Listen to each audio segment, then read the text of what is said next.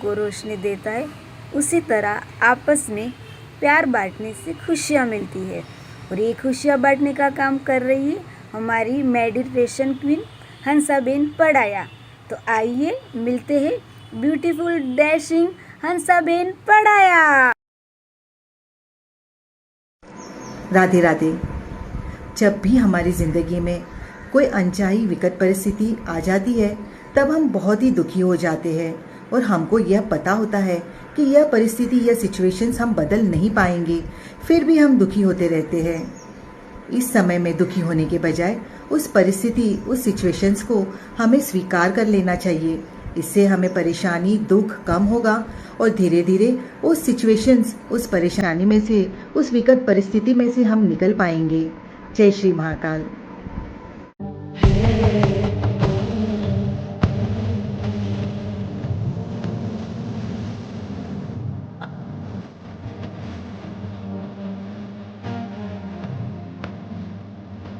મેં રિસર્ચ કરવાનું શરૂ કર્યું તો મને એટલું બધું નવું નવું જાણવા મળ્યું અને કહેવાય ને કે ઈશ્વરનો સંકેત હોય ને તો તમને રસ્તો ઓટોમેટિક તમારા સામે ખુલ્લો થતો જાય. તો આ ઈશ્વરનો સંકેત હતો કે હું જે વસ્તુ ઓપન કરીને જોઉં, જે સર્ચ કરું, એ બધી વસ્તુ મારા સામે ઓટોમેટિક આવતી જાય. અને મેં જ્યારે શરૂઆત કરી હતી ત્યારે ફક્ત 22 લોકો હતા અને હાલમાં ઓલરેડી 2 થી 2,500 લોકો આ મેડિટેશનનો લાભ ઉપાડી ચૂક્યા છે અને હાલમાં મારે ખ્યાલથી 600-700 લોકો કરી રહ્યા છે. તો બહુ સરસ લોકોનો અનુભવ થયો. અને મેડિટેશન એટલે ધ્યાન. ધ્યાન એટલે જ્યારે તમે પ્રાર્થના કરો ને ત્યારે ભગવાન તમારી વાત સાંભળે અને જ્યારે તમે ધ્યાન કરો ને ત્યારે ભગવાનની વાતો તમને સંભળાય. આપણે ઘણા બધા મેડિટેશન કર્યા. ધન્યવાદ મેડિટેશન કર્યું. ધન્યવાદ એટલે આપણને ઈશ્વરે એટલું બધું આપ્યું છે. કોરોના જેવા કાળમાં લોકો પાસે ઘર નહોતું, જમવા માટે 2 ટક ખાવાનું નહોતું, લોકોની એટલી કપરી અને એટલી વિકટ પરિસ્થિતિ હતી. જ્યારે આપણા પાસે બધું છે, ઘર છે, સારું જમીએ છે, કપડાં છે, કંઈ કમી નહોતી. કોરોના કાળમાં લોકોનો કેટલી પરિસ્થિતિ ખરાબ થઈ હતી, પણ આપણે ક્યારેય ઈશ્વરને ધન્યવાદ કહેતા નથી. કહો છો કોઈ ધન્યવાદ કહો છો? મારા મેડિટેશનના લોકો કહેતા હશે કારણ કે એ લોકોને શીખવાડ્યું છે. એવરી ડે તમે સવારે ઊભા થાઓ ને ત્યારે પહેલાં તો ધન્યવાદ કહેવાનું. ધન્યવાદ આ સંસ્કૃત મંત્ર છે.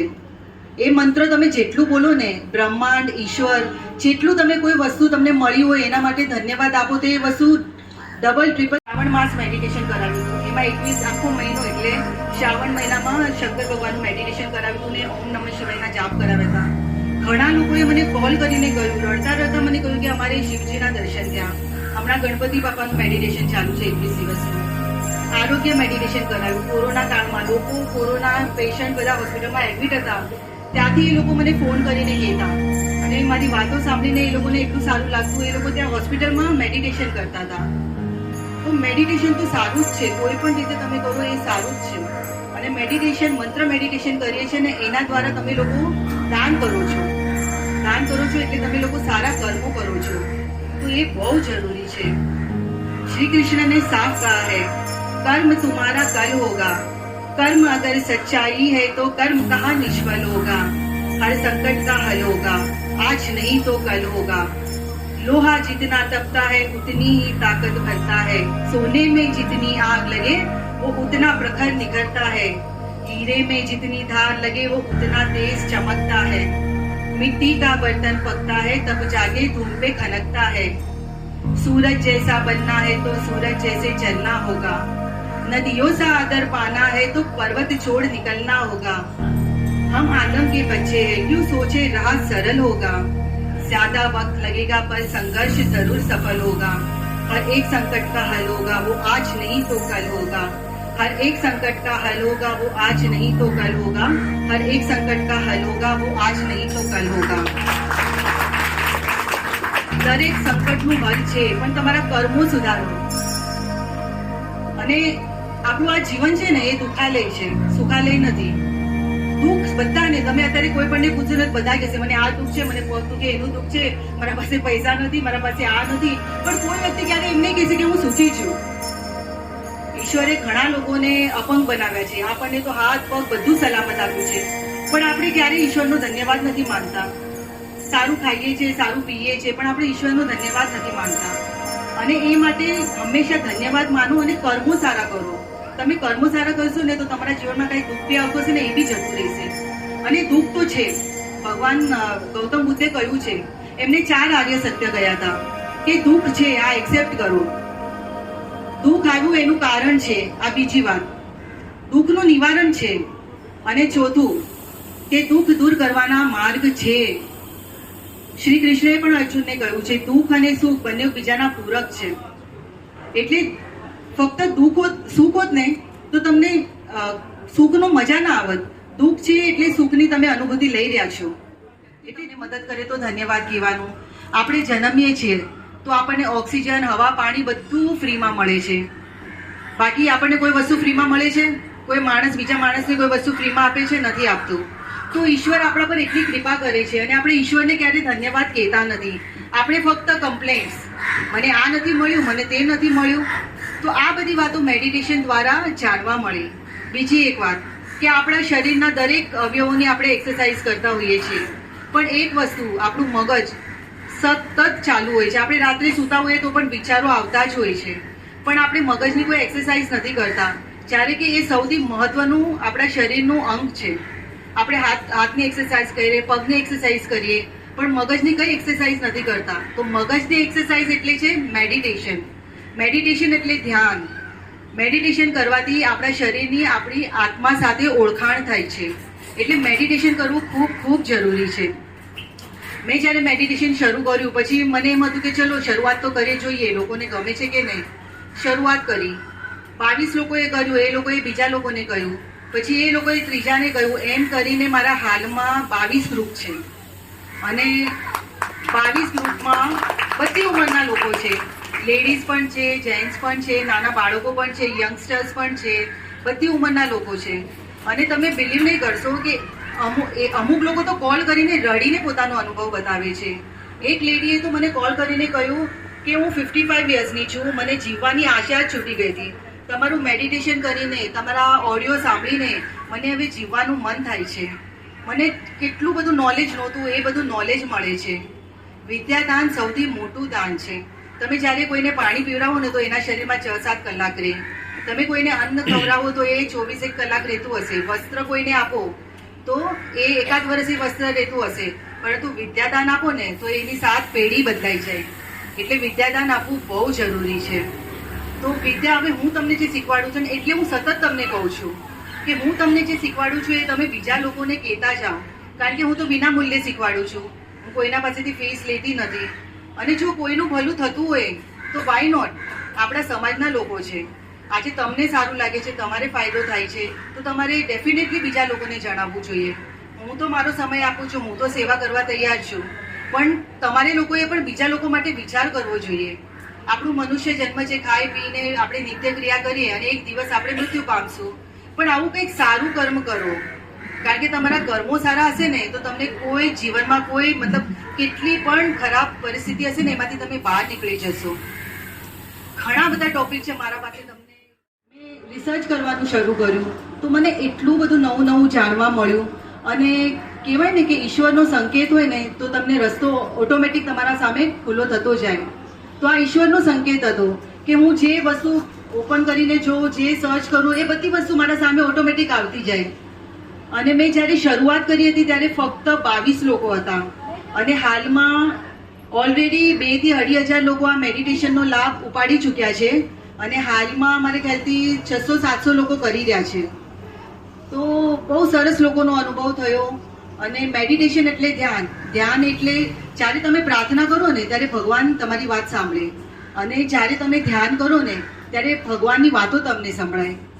આપણે ઘણા બધા મેડિટેશન કર્યા. ધન્યવાદ મેડિટેશન કર્યું. ધન્યવાદ એટલે આપણને ઈશ્વરે એટલું બધું આપ્યું છે. કોરોના જેવા કાળમાં લોકો પાસે ઘર નહોતું, જમવા માટે 2 ટક ખાવાનું નહોતું, લોકોની એટલી કપરી અને એટલી વિકટ પરિસ્થિતિ હતી. જ્યારે આપણા પાસે બધું છે, ઘર છે, સારું જમીએ છે, કપડાં છે, કઈ કમી નહોતી. કોરોના કાળમાં લોકોનો કેટલી પરિસ્થિતિ ખરાબ થઈ હતી, પણ આપણે ક્યારેય ઈશ્વરને ધન્યવાદ કહેતા નથી. કહો છો કોઈ ધન્યવાદ કહો છો? મારા મેડિટેશનના લોકો કહેતા હશે, કારણ કે એ લોકોને શીખવાડ્યું છે. એવરી ડે તમે સવારે ઊભા થાવ ને ત્યારે પહેલા તો ધન્યવાદ કહેવાનું. ધન્યવાદ આ સંસ્કૃત મંત્ર છે.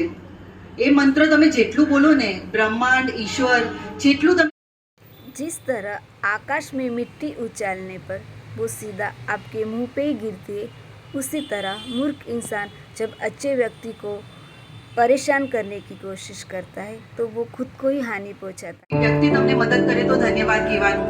આપણે જન્મીએ છીએ તો આપણને ઓક્સિજન, હવા, પાણી બધું ફ્રીમાં મળે છે। બાકી આપણને કોઈ વસ્તુ ફ્રીમાં મળે છે?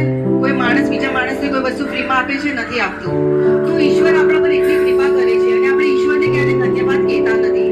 આપણે ફક્ત કમ્પ્લેન્ટ્સ, મને આ નથી મળ્યું, મને તે નથી મળ્યું। તો આ બધી વાતો મેડિટેશન દ્વારા જાણવા મળે। બીજી એક વાત કે આપણા શરીરના દરેક અવયવોની આપણે એક્સરસાઇઝ કરતા હોઈએ છીએ, પણ એક વસ્તુ આપણું મગજ સતત ચાલુ હોય છે। આપણે રાત્રે સૂતા હોઈએ તો પણ વિચારો આવતા જ હોય છે, પણ આપણે મગજની કોઈ એક્સરસાઇઝ નથી કરતા, જ્યારે કે એ સૌથી મહત્વનું આપણા શરીરનું અંગ છે। આપણે હાથની એક્સરસાઇઝ કરીએ, પગની એક્સરસાઇઝ કરીએ, પણ મગજની કઈ એક્સરસાઇઝ નથી કરતા। તો મગજની એક્સરસાઇઝ એટલે છે મેડિટેશન। મેડિટેશન એટલે ધ્યાન। મેડિટેશન કરવાથી આપણા શરીરની આપણી આત્મા સાથે ઓળખાણ થાય છે, એટલે મેડિટેશન કરવું ખૂબ ખૂબ જરૂરી છે। મેં જ્યારે મેડિટેશન શરૂ કર્યું પછી મને એમ હતું કે ચલો શરૂઆત તો કરી જોઈએ, લોકોને ગમે છે કે નહીં। શરૂઆત કરી, 22 લોકોએ કર્યું, એ લોકોએ બીજા લોકોને કહ્યું, પછી એ લોકોએ ત્રીજાને કહ્યું, એમ કરીને મારા હાલમાં 22 ગ્રુપ છે અને 22 ગ્રુપમાં બધી ઉંમરના લોકો છે। લેડીઝ પણ છે, જેન્ટ્સ પણ છે, નાના બાળકો પણ છે, યંગસ્ટર્સ પણ છે, બધી ઉંમરના લોકો છે। અને તમે બિલીવ નહીં કરશો કે અમુક લોકો તો કોલ કરીને રડીને પોતાનો અનુભવ બતાવે છે। એક લેડીએ તો મને કોલ કરીને કહ્યું કે હું 55 યર્સની છું, મને જીવવાની આશા જ છૂટી ગઈ હતી। તમારું મેડિટેશન કરીને, તમારા ઓડિયો સાંભળીને મને હવે જીવવાનું મન થાય છે। મને કેટલું બધું નોલેજ નહોતું, એ બધું નોલેજ મળે છે। વિદ્યાદાન સૌથી મોટું દાન છે। તમે જ્યારે કોઈને પાણી પીવડાવો ને તો એના શરીરમાં 6-7 કલાક રહે। તમે કોઈને અન્ન ખવડાવો તો એ 24 કલાક રહેતું હશે। વસ્ત્ર કોઈને આપો તો એ એકાદ વર્ષ એ વસ્ત્ર રહેતું હશે, પરંતુ વિદ્યાદાન આપો ને તો એની 7 પેઢી બદલાઈ જાય। એટલે વિદ્યાદાન આપવું બહુ જરૂરી છે। તો વિદ્યા હવે હું તમને જે શીખવાડું છું ને, એટલે હું સતત તમને કહું છું કે હું તમને જે શીખવાડું છું એ તમે બીજા લોકોને કહેતા જાઓ, કારણ કે હું તો વિના મૂલ્યે શીખવાડું છું। હું કોઈના પાસેથી ફીસ લેતી નથી। અને જો કોઈનું ભલું થતું હોય તો વાય નોટ? આપણા સમાજના લોકો છે, આજે તમને સારું લાગે છે, તમારે ફાયદો થાય છે, તો તમારે ડેફિનેટલી બીજા લોકોને જણાવવું જોઈએ। હું તો મારો સમય આપું છું, હું તો સેવા કરવા તૈયાર છું, પણ તમારે લોકોએ પણ બીજા લોકો માટે વિચાર કરવો જોઈએ। આપણું મનુષ્ય જન્મ છે, ખાઈ પીને આપણે નિત્ય ક્રિયા કરીએ અને એક દિવસ આપણે મૃત્યુ પામશું, પણ આવું કંઈક સારું કર્મ કરો, કારણ કે તમારા કર્મો સારા હશે ને તો તમને કોઈ જીવનમાં કોઈ મતલબ કેટલી પણ ખરાબ પરિસ્થિતિ હશે ને એમાંથી તમે બહાર નીકળી જશો। જોઈએ આપણું મનુષ્ય જન્મ છે, ખાઈ પીને આપણે નિત્ય ક્રિયા કરીએ અને એક દિવસ આપણે મૃત્યુ પામશું, પણ આવું કંઈક સારું કર્મ કરો, કારણ કે તમારા કર્મો સારા હશે ને તો તમને કોઈ જીવનમાં કોઈ મતલબ કેટલી પણ ખરાબ પરિસ્થિતિ હશે ને એમાંથી તમે બહાર નીકળી જશો। ઘણા બધા ટોપિક છે મારા પાસે તમને બતાવવા માટે, દુઃખના ઉપર, ઈર્ષા ઉપર, અભિમાન ઉપર, તમને લોકોને શીખવાડવા માટે। એકચ્યુઅલી આ કેવું થાય ને કે ઈશ્વરે મને નિમિત્ત બનાવી છે। હું નિમિત્ત છું। તમારા લાઈફમાં કંઈક સારું થવાનું હશે, ઈશ્વરની કાંઈ કૃપા હશે એવી, તો ઈશ્વરે મને નિમિત્ત બનાવી છે। નહીં તો તમે વિચાર કરો ને હું શું કામ ફ્રીમાં એટલો ટાઈમ આપું મારો? તમે લોકો બી આજે ટાઈમ કાઢીને આવ્યા છો તો તમને લોકોને બી થતું હશે મારે જવું છે, આમ છે, તેમ છે, ઓલું છે। તો હું તો આટલા 2 વર્ષથી ટાઈમ આપું છું, તો મને પણ ઈશ્વરનો સંકેત મળે છે અને હું જે કાર્ય કરી રહી છું એમાં સફળતા મળી રહી છે। લોકો એટલા બધા આશીર્વાદ આપી રહ્યા છે અને એટલે જ હું ગુરુ દક્ષિણા નથી લેતી, પણ તમને લોકોને કહું છું કે દાન કરો।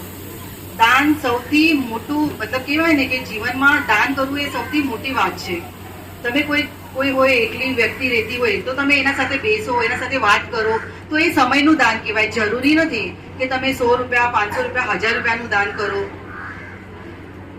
તો દાન કરવું બહુ જરૂરી છે, કારણ કે કદ ઊંચા તો કર લિયા, ઊંચે રખો વિચાર, દાન ધર્મ જો ના કિયા તો જીવન હૈ બેકાર। જીવન બેકાર છે, એટલે દાન ધર્મ કરવું ખૂબ ખૂબ જરૂરી છે। અને ભલે તમે 5 રૂપિયાનું કરો, 2 રૂપિયાનું કરો, તમે ચકલીને કંઈક ખવડાવો, કૂતરાને બિસ્કિટ ખવડાવો, તમારા ઘરની રોટલી હોય એ ખવડાવી દો તો પણ ચાલે। અને એટલે હું કહું છું કે મારી ગુરુ દક્ષિણા સ્વરૂપે તમે મને લોકોને દાન કરો। કોઈને વિદ્યાદાન આપો। ઘણા લોકો આપણા બેન બેઠા છે ગીતાબેન, એમને વિદ્યાદાન કર્યું હતું, કોઈને પુસ્તકો આપી હતી, ઘણા લોકો ગૌશાળામાં જઈને દાન કરે છે। ઘણા લોકો હવે જેવી રીતના આપણો કાર્યક્રમ છે તો અમુક લોકોએ સ્પોન્સર કર્યું છે કે અમે કેક આપશું, અમે નાસ્તો આપશું. તો આ બધું દાન છે એક પ્રકારનું. અને આવા ધાર્મિક કાર્યમાં દાન કરો, તમે કોઈ ગરીબને દાન કરો, અને તમારી પાસે 5 રૂપિયા હોય ને તમે 1 રૂપિયો દાન કરો ને તો એનું તો બહુ જ મહત્વ છે. બહુ એટલે બહુ મહત્વ છે. જેટલા તમારા કર્મો સારા થશે ને એટલું તમને આગળ તમે બહુ પ્રગતિ કરશો.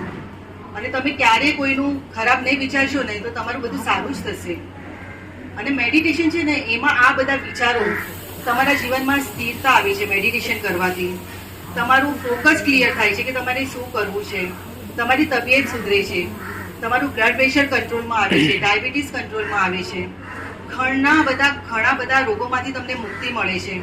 એમાં હું તો કરાવું છું એ મંત્ર મેડિટેશન છે. અને મંત્રોના જાપ કરીને તો ભગવાન પ્રસન્ન થાય જ. મોટા મોટા રાજાઓએ, ઋષિઓએ મંત્રો જાપ કરીને જ ભગવાનને પ્રસન્ન. राधे राधे। प्रेम से बड़ा कोई धर्म नहीं और दान से बड़ा कोई कर्म नहीं, इसीलिए दान करते रहिए। जय श्री महाकाल।